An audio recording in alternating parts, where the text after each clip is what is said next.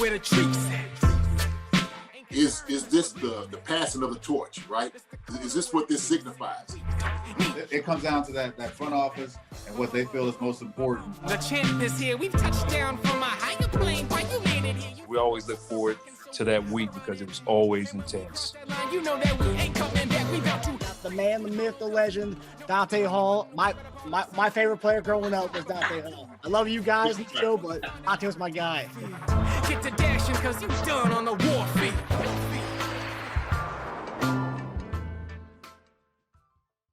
This episode of Chief Concerns is brought to you by betonline.ag. BetOnline is your number one source for all your sports betting needs. Get the latest odds, lines, and matchup reports for baseball, boxing, golf, and more, and even NFL preseason. BetOnline continues to be the fastest and easiest way to place your wagers, including live betting and your favorite casino and card games available to play right from your phone. Head to the website or use your mobile device to sign up today and get in on the action. Remember to use promo code BELIEVE for your 50% welcome bonus on your first deposit.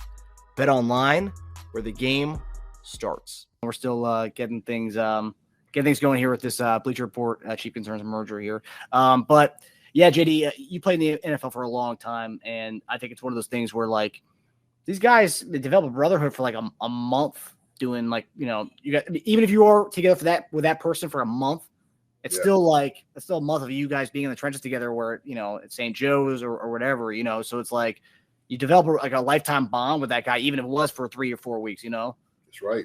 That's right. I mean, and it's meaningful. It really is, you know, because you're going out to practice every single day. You see these guys. I mean, you're with them probably 12, 14 hours out of the day sometimes. And it's just, well, actually true longer than that, because you're leaving from early in the morning, all afternoon, in the evening, and the only time that you're not with the guys is when you're going to bed. That's really it. And other than that, man, it's a family. It's a tight-knit family. And so it's very hard. It's very tough to see these guys go through these things. But, you know, this is what the NFL is about, man. It's a business. And so it's going to be some very, very hard decisions going on these next couple of days. But that's going to be, man, I'm going to tell you what, it's going to be for guys who are just trying to make the cut, and it'll be for guys who's been in the league for a long time. That may be like, hey, man, this might be your last hurrah. And so we'll see a lot of changes going on these next few days from team to team. Guys, you know, being on the chopping block, and teams are going to be picking them up. So it's going to be a very exciting next few days, like I said, for some guys and for some teams. Yeah, and I know, I guess we can begin talking about what we saw today in the week 3 of the preseason. So the receiver room, which is a question we've had all throughout the offseason, you know, there was the DeAndre Hopkins sweepstakes for a little bit there. You know, we kind of stuck with the guys that we had in the room, and we're seeing now why we did that. We're seeing Justyn Ross flourish. I know everyone hoped that he would do this, and you talked about on our show this past week on our podcast, Chief Concerns. You wanted to see like a flashy play. Like, yeah, he showed some route running. We talked about possibly being the red zone guy with Jody Fortson being gone. We saw that potential, and I think we saw that today, JD. Talk to me about what were your thoughts when you saw that? Yes, sir. Man, look, I stood up out of my chair and I started clapping. I'm like, that's exactly what I'm looking for. I've been looking for a big body to catch a fade ball in the back of the end zone, throw it up, let him go get it. And he did, man. He climbed the ladder, went up and got that joker, and it looked good. And I was just sitting there thinking, like, man, this is the type of guy we needed. But we knew he was athletic. We knew that. We knew he had this potential in him. They've been talking about it. We seen it in college. The question was how fast he was going to be able to develop that. And the thing is, I'm glad they called that play, right? I mean, they called that play specifically for him. And so that's promising to see a guy like that. And I don't know if everybody's seen my little Twitter page, but I said, man, it reminds me of one of my favorite shows when I was younger. 8 is enough. So number 8 out there making a play, he's going to be enough for us. But I'm very happy for him, man, going out here and doing what he did. Yeah, and also, I think the cool thing about that was at that same moment that he catches that touchdown pass, Brett Veach is in the booth talking to Trent Green, and he said, like, I think he's going to have a big year, essentially saying big things are coming for him. And it's like, okay, well, there you go. For all the people who thought he was on the cusp of not even making the roster, well, I think we heard the GM, and I know GMs always say a lot of things, but when they talk like that, you're like, okay, and after he's making a jump ball touchdown like that, I think he's not on the fringe of making the roster. I think he's going to have a good role on this team this year. Listen, that sounds like somebody who was proud of the pick that he made. Had a little bit of pop my collar there, you know what I mean? Just, for picking the guy that everybody was pretty much, off on because of the medical history that he had. But Beach took a chance, and he sees it. He sees like what this guy was able to show, and of course, man, it was just money, and like I said, like a proud parent to see it though. But yeah, Justyn, I don't think is a question for us. I don't think it was. Matter of fact, the last preseason game, one thing I talked about was consistency, right? We want to see guys that go out there that's going to be consistent, especially with this roster we have now. We got a lot of young guys as wide receivers, and I don't think it was a question between 1 to 4 or even maybe 5, but maybe even 5 was a little question today because of, and I'm sure we'll probably allude to, maybe Rashee Rice maybe not having a great day, But look, that happens. Okay, he's a young guy. But when you have guys in front of you that are kind of solidified, they have a little bit of experience, you can kind of lean on those guys. And those are the guys that we know we can lean on. We're just looking at the guys that can be consistent behind them to say, hey, if these guys get hurt, can this guy fill in? Can he, fit the bill to what we need to do offensively? Rashee Rice has all the tools, athletically, the speed, everything like that. He's got good hands. He got good hands. I think somebody said he missed 3 passes or something like that. Man, 3 drops today. Yeah, come on. It could be jitters, it could be whatever. But I don't really have any question as far as in his ability. I think just part of it is just him being able to develop fast enough. And I think he has the time. He'll have the time to develop, especially in this offense with the guys in front of him. So when you say jitters, so and we talked about on our Chief Concerns podcast this week that you talk about the jitters, right? He's a rookie. These are his first 3 games he's played in the National Football League. Preseason, but still, these are the first 3 games in the big leagues. Yeah. I think he had 2 drops in the first game. He had 1 drop game 2, and then today he had 3 drops. That's 6 drops in preseason. I know it's preseason. I'm not going to make a big deal about it. I think they made a big deal about Jamar Chase having a drop, having Butterfingers problems when he was a rookie. Now, obviously, we know how that's turned out. So I'm not going to try to make a big deal about it, but it may not be a big deal, but it is something to watch, right? It's something to be kind of mindful of, right? Or no? I mean, you can be mindful of it. I mean, it's always going to be an evaluation on a guy, especially your draft pick, high draft pick. Oh my God, what did this guy do? How did he perform? And so the drops are glaring. Some catches were like, okay, maybe you should have made this one. The one over the shoulder, that's hard, because it's dropping out of the air and you're trying to run up underneath it. You're trying to get the flight of the ball, and it's always got to be, kind of perfect. And it's always like you got to go back into, your technique on catching the football. It's one of those things, especially when you're wide open too. That's another thing. When you're wide open, everybody's watching. There ain't no question about it. Everybody's watching. You just tell yourself, I gotta catch it. And sure enough, bam, he drops it. But look, it's gonna be a long season. We got this guy for a reason. He's gonna develop. I don't have any question about him. We give him time. I like I said, man, we've everybody that's kind of come in has kind of gone through a little bit of this somewhat. So it's not a big deal for me. It's not.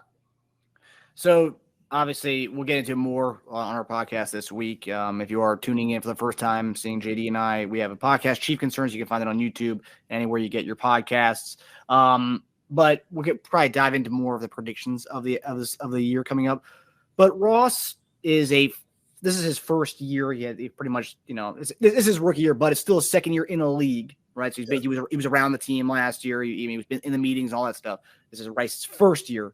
So when it comes to this season, and let's assume both guys make the team, which I think both guys will, and we think that. Who do you think has a bigger year as far as yards, catches?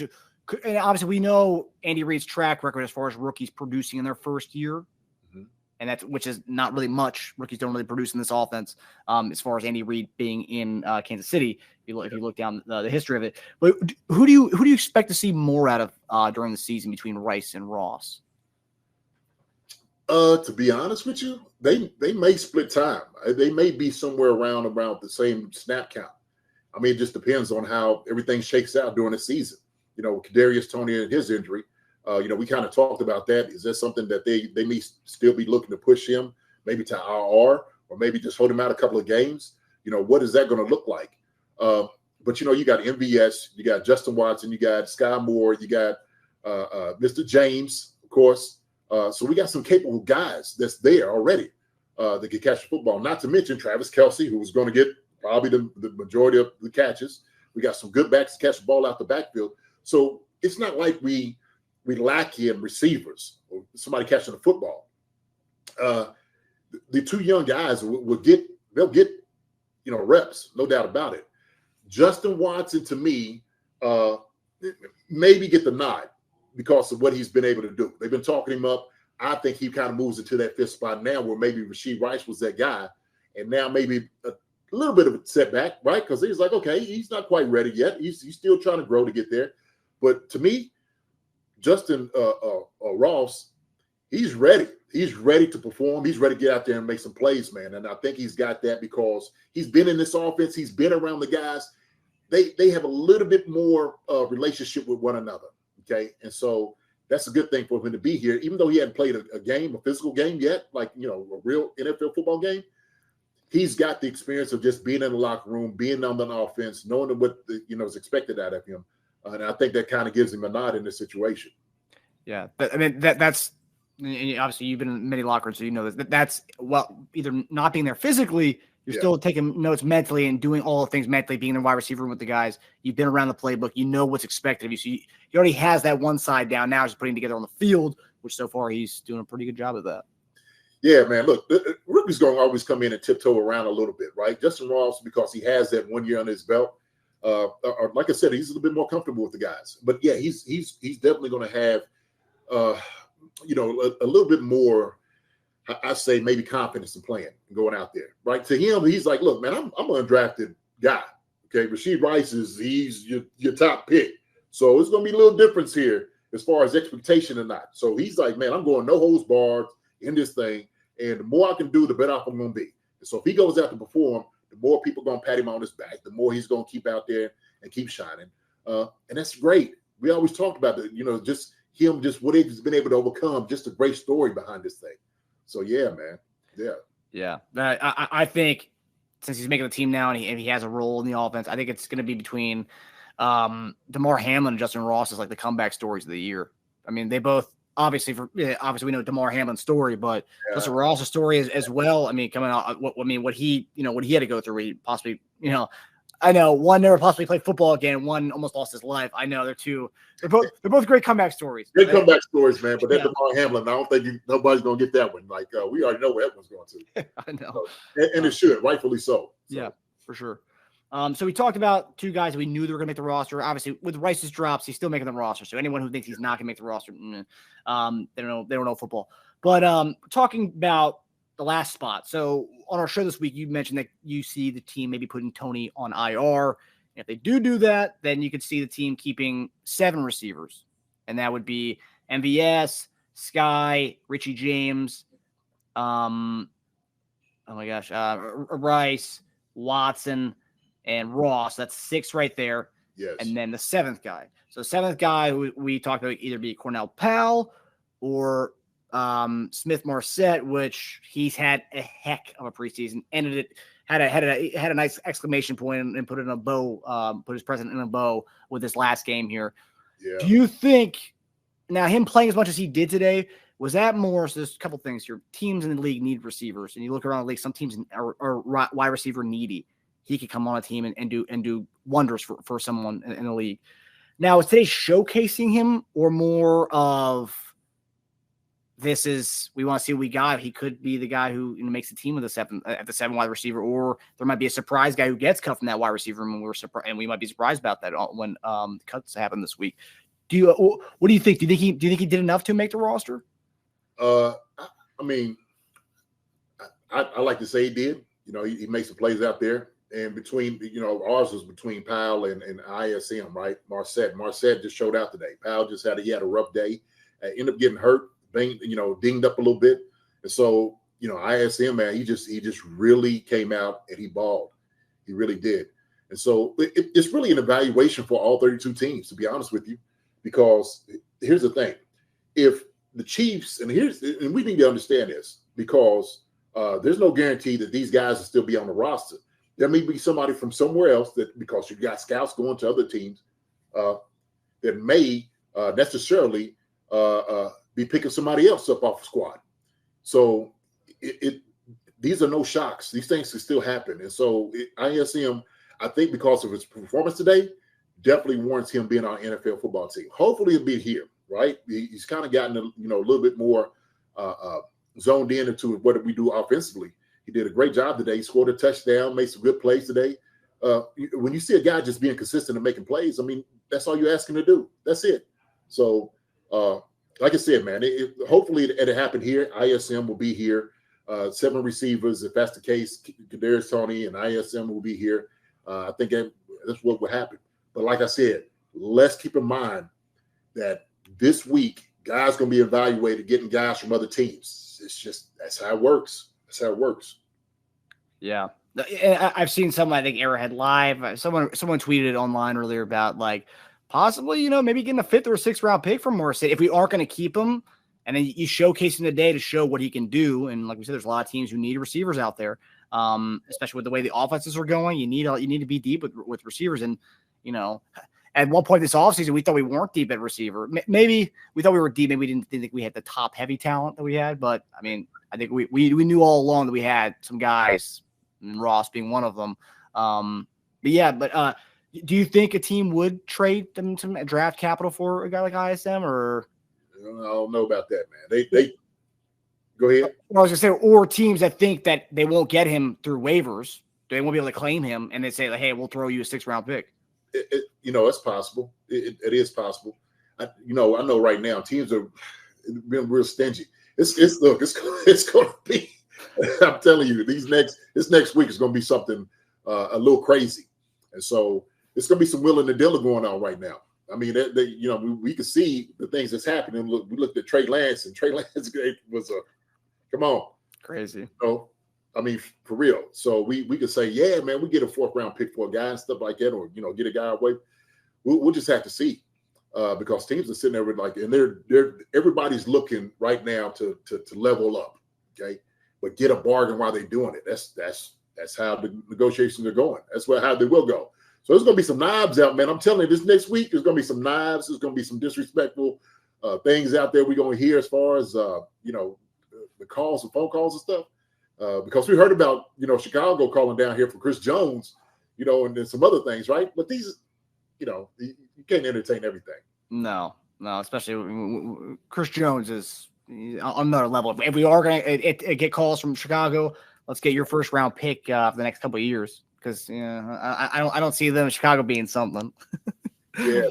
No, yeah, it's that's a whole different conversation. We on there. That's something else. Yeah, we'll discuss the D tackles, because that was something that popped off to me today. We're talking about the good, the bad. There was a good, the bad today. Rashee Rice's drops were bad, but that's he's a rookie. But we're going to talk about later on the defensive tackles. That was ugly, bad, all the worst things you could think of. That was just dreadful. But I want to talk to you about the quarterback situation. So, Backup quarterback, Chad Henne's gone. We talked about how similar Blaine Gabbert and Chad Henne's career trajectories were up until they got to Kansas City. Yeah. Their stats were almost similar. Obviously, they played with each other in Jacksonville. But Shane Michel has been a fan favorite. He works out with Mahomes. At times you watch him, he thinks he's Mahomes. He thinks he just because he works out with Pat and Bobby Stroud, he thinks he can pull off some of the things that Mahomes does. Had a great week last week. I think 10 for 10. But also Gabbert had a great week last week as well. But looking at Blaine Gabbert, looking at Shane Michel, who's the guy you're going for, who you want as our backup quarterback, be it for one game, a Week 18 game, or a one-drive game? What quarterback do you want backing up Pat? Me personally, Blaine Gabbert. Let's go with the old wily vet. Let's go with that guy. And he made some throws today that shows why he's a 1st-round pick. Right. And so he's always got a strong arm. We know that. But the thing is, Shane, he played pretty decent. He's one of those guys, he's a young gunslinger. He doesn't have any fear in him. That's what I like about Shane. But if I'm looking for somebody, I'm like, look, Week 18, we need to get something going, a drive going. Hey, you better dust up that arm, Blaine. Come on in here and get it done. So that's me. That's how I would look at it. I would look at somebody who has that experience, who's played enough games in the NFL to rely on a guy like that. That's my pick. Yeah, because I think with our quarterback situation, you just want as somebody as safe as possible. And I think Buechele, more of a risk taker. I mean, we're talking about a guy who's really, he doesn't have the Mahomes. He doesn't have it. He doesn't have what Mahomes has, but he still tries to break out these things. You're like, whoa, dude, like that's not you, man. Like you can't do that. Yeah, he can't. And so Blaine comes in and he does a great job managing everything. You can tell with his poise when he comes into the huddle, the guys are just listening to him. And so he has a rapport with the coaches. That's another thing too. Coaches, when you have an older guy like that, they coaches will come to him like, hey man, what do you think? What do y'all do over here?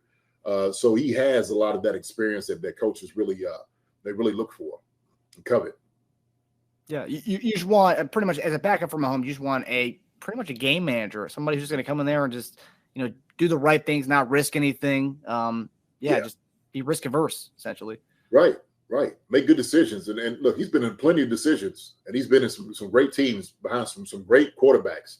And he's a decent quarterback himself, man. He really is. So that's how I see it. If me as a veteran guy, and I'm sitting there looking like, okay, look, nothing against you, Shane, but I prefer this guy right here. Okay, the old general comes in. Bring that joke in. Buechele, I think last year or two. No, I think it was last year. There was talks, and New York was looking to try to get Shane Buechele from Kansas City. Obviously, they have our old quarterbacks coach Mike Kafka, who's their OC there now. Could that be potential? I mean, obviously, it's going to be crazy. People are being very stingy with draft assets. We talked about a former top 5 pick only a couple of years ago, going for a 4th round pick. Right. So you would think Shane Buechele, what's he going to get you in the as far as assets wise, a 6th, 7th round pick? Could that happen? Do you see that or no? I don't see these guys, man, who's trying to make teams. You're not going to get picks for them. That's just if they do, then Beast will pull something else off. He done pulled another rabbit out of his hat if he's doing that. Sticking with the pass catchers, obviously former tight end, you're a former tight end, so you know a thing or two about tight ends. So Jay Fortson done for the year. We have at a time we were thinking we were going to keep 4 tight ends. Now it looks like we may be keeping 3 tight ends, or we might keep 4. Both the guys we have on top of Noah Gray and Kelce, you got Blake Bell and Matt Bushman, who apparently have been battling out for that last spot. Do you think? So let me ask you: do you think they keep 4 tight ends? Do you think they keep 3 tight ends? And if they do keep 3, which one do you think they keep of Blake Bell and Matt Bushman? No, I don't see him keeping 4 tight ends. I see him keeping 3. To me, that would make sense because that will put you in more of a trajectory of having 7 guys as wide receivers, than having enough linemen, to back up. Then you're thinking about, maybe 3 quarterbacks if you do that, right? Or you carry 2 into the game. I think they changed the rule now, right? You could do, I think 3, and that's something else that they changed because it used to be where 2 and it wouldn't take a roster spot. But you know what? I just think, man, right now, if I'm the Chiefs, now I'm looking at tight ends. I need a guy that's going to be able to put his nose in a block and do the dirty work. We got pass catching tight ends that can get open and run routes. So we got enough of those guys. We need guys in the run game. And I think right now Blake Bell is the one that gets them out over Bushman. Bushman, look, he's a pass catching tight end. He's from BYU. We know what BYU tight ends do. Okay, they catch the football. They run great routes. That's they put their hand in the dirt. Blake Bell is more suited for the things that we may possibly need in short yardage. I know a guy asked, well, why not bring in an offensive tackle? What it does is it kind of takes your options away offensively, what you do. Okay. If you can't have a tight end to come in and can block and put his nose in, then what are you doing? Why do you have that 3rd or 4th guy? Because you need a guy like that. You need a guy who's going to come in and do all the hammer work, do all the dirty work, the grimy work. I think Blake Bell is that guy. And so it's good to see him back. It's good to come in, he's been with the team for some time. We know him really well. But he's another guy I think solidified himself in this offense. And so he's just he's kind of worked himself into that role, right? And I trust Blake Bell. I really do. Not saying I don't trust Bushman, but I think Blake Bell gives you a little bit more element to blocking and stuff like that Bushman may not necessarily do. Yeah, no, I agree. And also with having Blake Bell, we talked about it. Mahomes talked about it last week. We don't like to do the normal QB sneaks, and Blake Bell was a former college quarterback at Oklahoma. The Belldozer came from him doing, being the kind of QB sneak type of guy. And I think 1 year he had like 10 plus rushing touchdowns when he was at Oklahoma. Like he was pretty solid at being a rushing quarterback. Yeah. Yeah, one aspect of his game that definitely suits us. But yeah, talk about what he can do from a blocking perspective. Kelce is a good blocker. Noah Gray, decent, but Bell is your blocking tight end.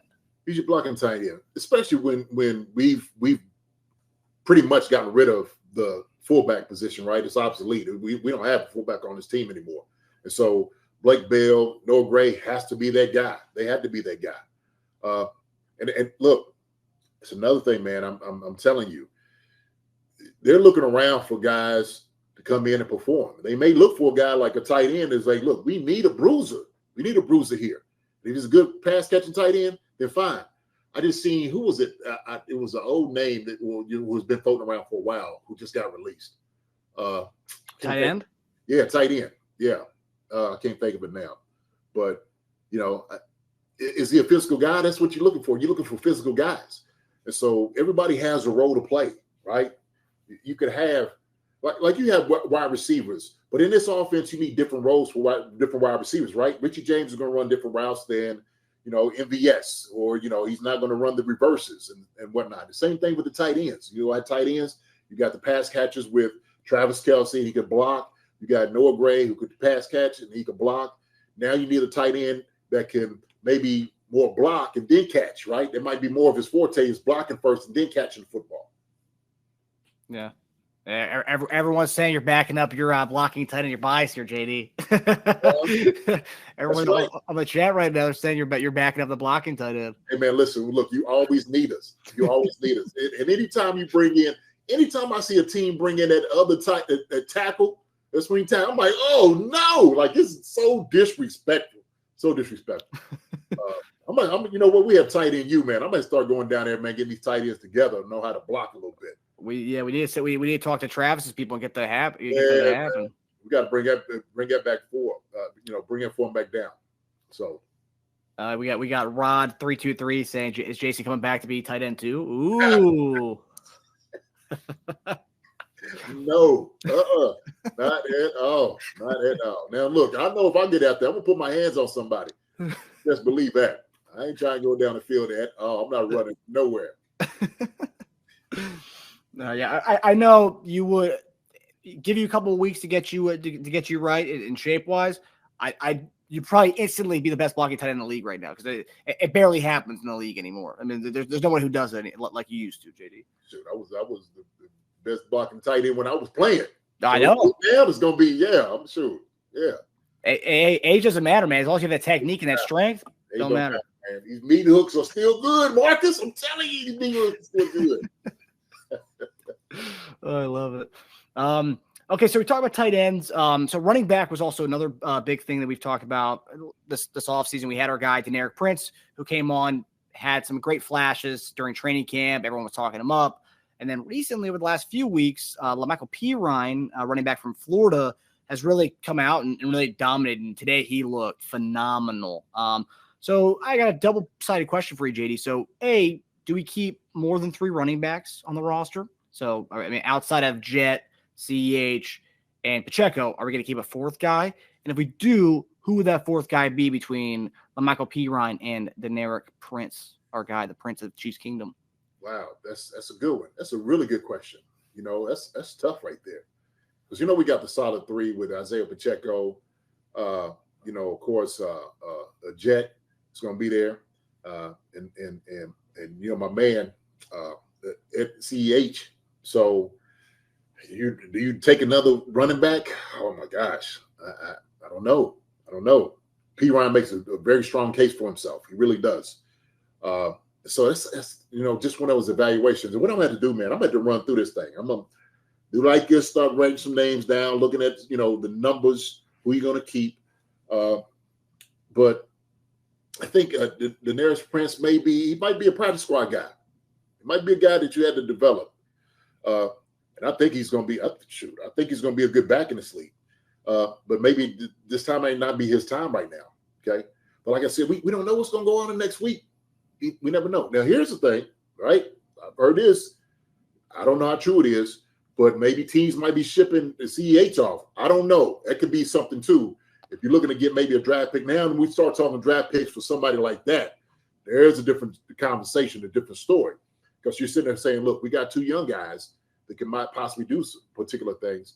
But, CEH guy, he's got the experience. That's why I like CEH. CEH could be a slasher. He could catch the football out the backfield.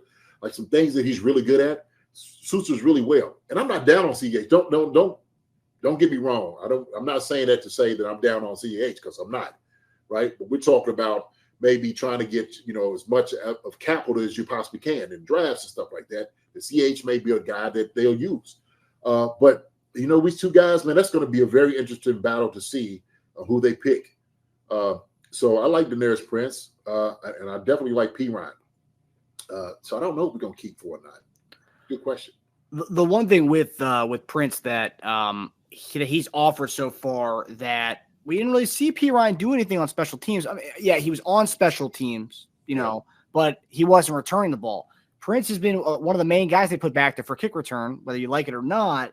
But Dave Tube's a big fan of Daenerys Prince, and he likes what we talked about before. They like those kind of one step and one cut and go type guys. Like they're really the shifty type guys, which I will say, I mean, you and I are obviously bigger fans of the more shifty type guys. But for that role, at least, Richie James, I think, is going to be our main kick return. I don't know. That still remains to be seen. But Dave Tube is a big Daenerys Prince fan when it comes to the kick return.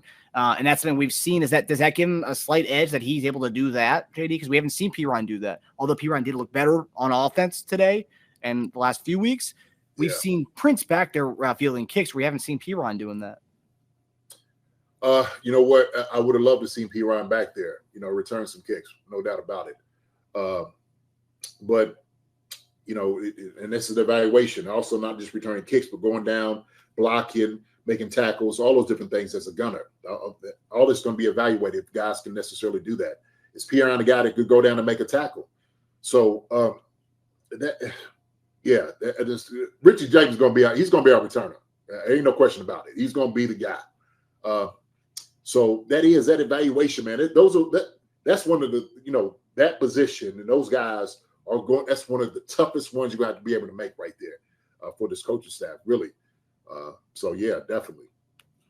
Because the thing is, when you go into these meetings, when we sit around as coaches, we're making evaluations and we're making a case for everybody, right? This is the debate that we come up. Like, hey, look, you like this guy. This is what he gives to the team. We can use him right here. What do you think he's going to do? Is he going to be able to get better, coach? How do you think? And every coach is sitting over and they're going to stand, for their guys. That's what they're going to do. And so the running back coach is going to give his evaluation. Special teams coach is going to give his evaluation. Everybody's going to give their evaluation, what they think the guy's going to be able to do for the future. So that's very important, man. It's very important to see. But I wish P. Ryan had gotten a return, though. Yeah, because I was watching that, and I was like, if it is going to be coming down close between Prince and P. Ryan, and you're seeing Prince do some return duties, why not put P. Ryan back there to see if he can do that? I mean, obviously, he's a running back, so he knows how to move with the ball. So whether he's, what it is, I think, because they wanted to look at other guys. I think, ISM and those guys is the one that was more of a protocol for them to look at and see. So P. Ryan was maybe like, this guy may make it. We didn't understand what he might be able to do. But I think that's what the pecking order was, right? Daenerys Prince had got a lot of, a lot of talks going about how good he was. And I think that's what the problem might have been, at least the evaluation, that these guys got that pick first to do those jobs.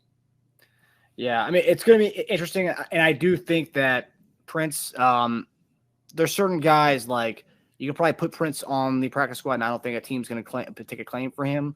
P. Ryan's a guy who's been around the league a little bit. He played for the Jets for a little bit. He showed some flashes there in New York. He showed some flashes here. So if we do keep 4 running backs, I think he would be the 4th one. And like you said, you never know. And one thing I did find pretty interesting, JD, obviously Pacheco was just finally, this is his first week he was cleared for contact. But I saw a lot of CEH all preseason. I know he was one of the only healthy running backs we had from with him and Jet, and that being pretty much it. But he was the focal point of our offense for a lot of these games, and you could say, "Ooh, are we showcasing him to trade him potentially and give him the spot somewhere else, or is this we're going to use him?" Look, that's a possibility, right? And then Pacheco having an injury or whatnot, if he doesn't make it, we want to make sure you have solid guys behind him. Jet is as silky smooth as ever. Right? Everybody he catches, everything he's doing always looks good. And it's just Jet, right? But CEH is are you shopping him around? So what he can do, right? And P-Ron can be moved into that position. So that's definitely a possibility. That is definitely a possibility. Look, everything is on the table right now. This last preseason game, everything is on the table as far as like what they're trying to do. Okay, everything's being considered. It really is. I see my War Dog 691 said we need to pick up Carlos Dunlap. Our D line is looking suspect. Oh my gosh, yeah. So that there you go. We're gonna go to our yeah. We're gonna go to our. I have D tackle here for our poll question to you guys, which I think I know the answer to this one. But I think a lot of the people who said trade Chris Jones this week, I think after watching our D line get run through from the Browns' second and third string running backs in the first 2 quarters of that game, I think people are going to start walking that back a little bit. Like, you know what? Maybe on second thought, we pay him whatever he wants and get him back in the room, because that wasn't Nick Chubb back there. Although both those guys looked like Nick Chubb against us today, those weren't Nick Chubb. Those are other guys in the league, solid running backs, but not Nick Chubb. But they looked like him against our D line. I mean, that was scary to watch, man. Because we're going right out the gate. We're going against Gibbs and David Montgomery. Probably could be one of the best 1-2 punches in the league coming up here, man. Come on, please. In a division with Eckler 2 times a year, Javonte Williams, who will be back healthy this year 2 times a year, and Josh Jacobs, who's coming back 2 times a year. So this is nothing to joke around about. So then we leave from having Detroit, the Lions. Then we got who? Etienne coming in? Whew. Trade Chris Jones. I put my lips up like, man, you better cut that out. Trade Chris Jones. For what? And you know what? That's really what I wanted to see. Look, I get it. I get people, they get emotionally invested in these things. I understand that. I really do. Okay. The thing is, the guy's just trying to do what he's able to do, for himself. That's fine. I ain't got no problem with that whatsoever. I don't. I don't want to start alienating Chris Jones from the conversation, because he's been absolutely vital to our success. Let's just be honest here. And so when I'm sitting down looking at guys at the defensive tackle, now I will say this: the guys at defensive tackle, Sheldon has been doing a pretty decent job as a run stuffer. Those guys. Menahu, when they moved him down, he did a great job, pass rushing and whatnot. I seen him a lot of push right there. But we're going to miss him for the first 6 games. We ain't going to have him.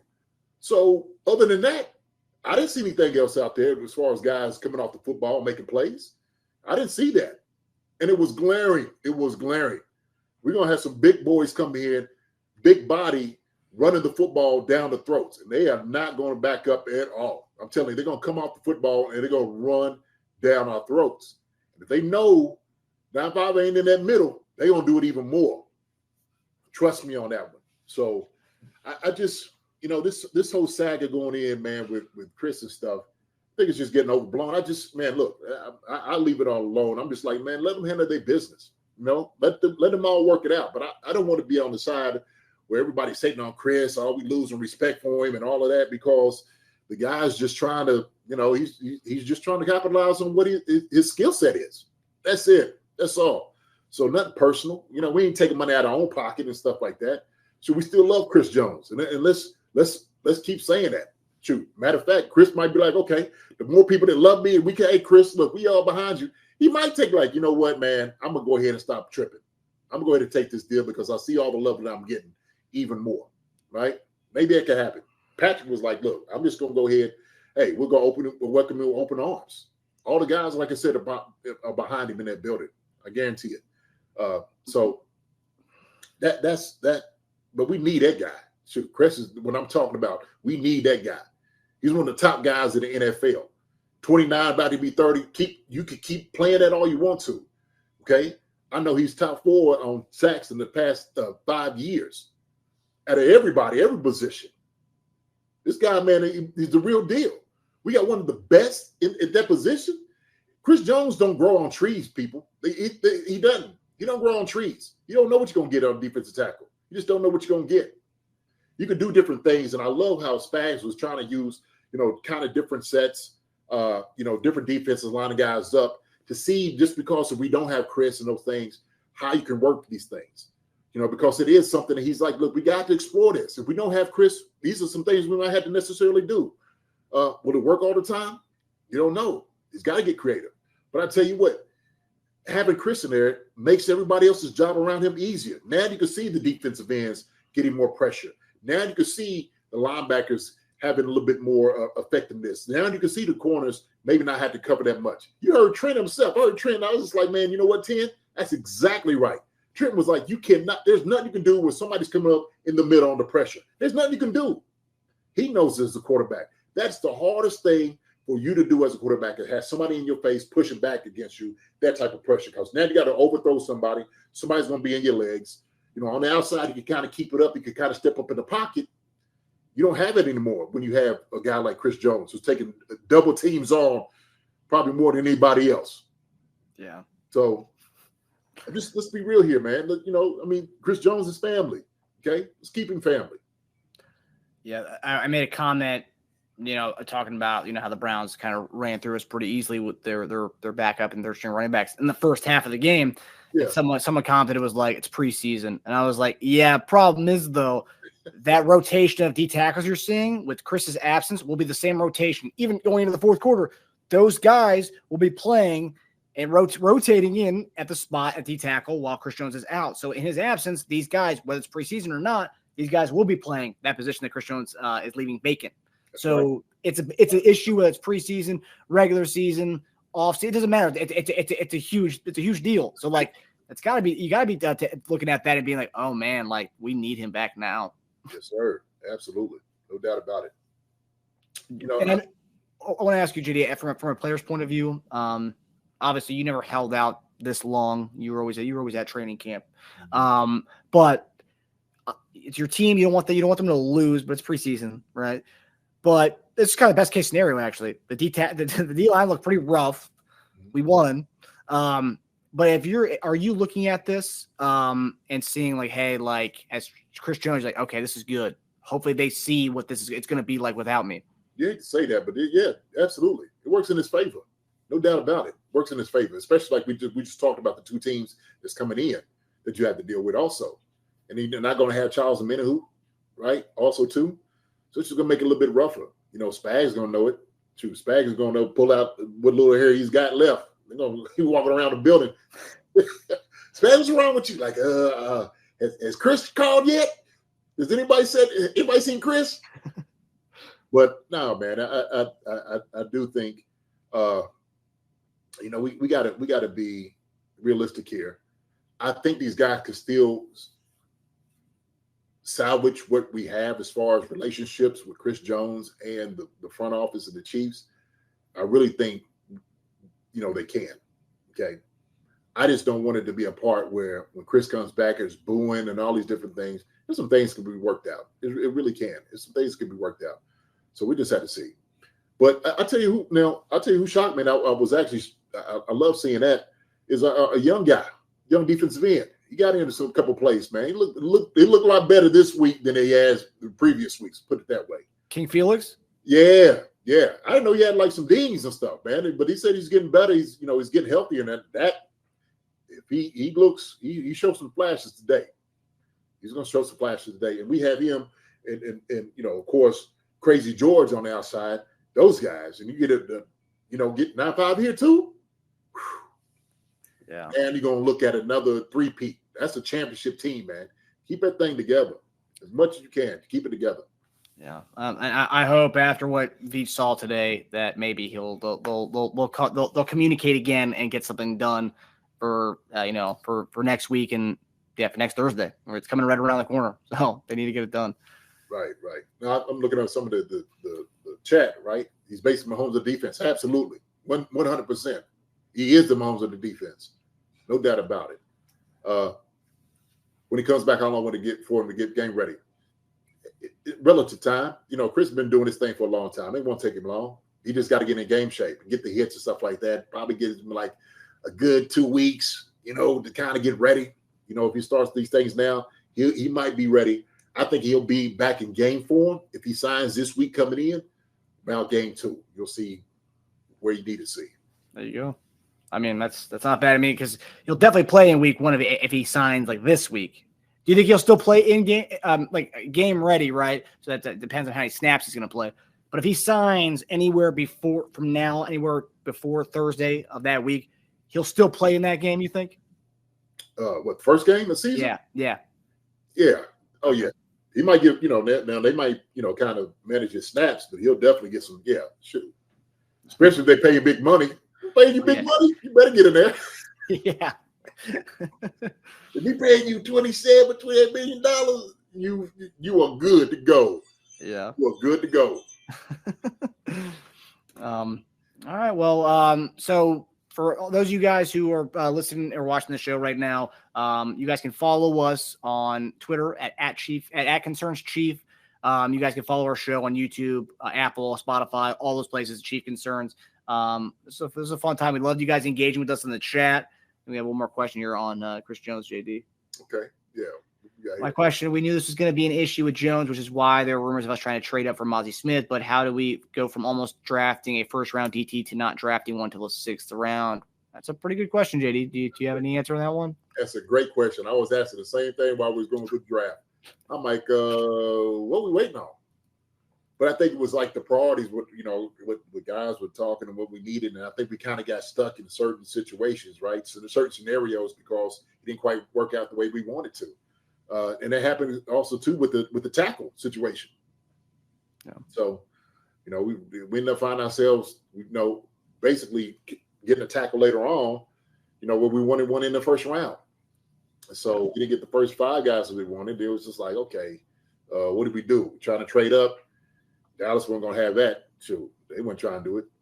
So. Yeah. And as we talked about in our show, like there's been no indication that we were trying to move on from him. Hence why we didn't draft a DT. We missed out on one in the first round. Like, okay, whatever. We don't need it. We still have Chris Jones. So it's fine. So there is no backup plan for that. So it seems like, and we're trying to get a deal done. So Chris Jones should be on our roster. Hopefully they get the deal done this week.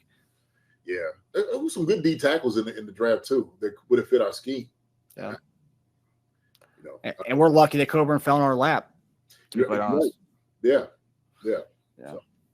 But again, guys, follow us, subscribe to us on Chief Concerns on YouTube, Spotify, Apple Podcasts, anywhere you can get your podcasts.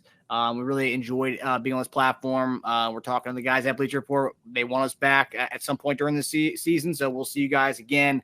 We love having your guys' chat and you guys responding to the poll questions. You had some surprises in the poll questions, actually. So, follow us on those platforms, and we'll see you guys again. JD, it was a really fun time, man. I love seeing you on Saturday, man.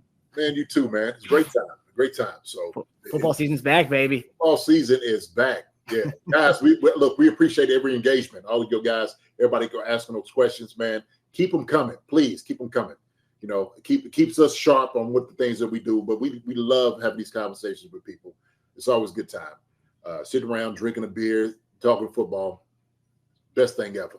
Yes, sir. So during the season, guys, we have an episode during the week, and then we'll have other content coming up for this season. We'll have more content on our channel, and then we'll also have a post-game show after every game this season. So be tapped into Chief Concerns, guys. We enjoy connecting with all you.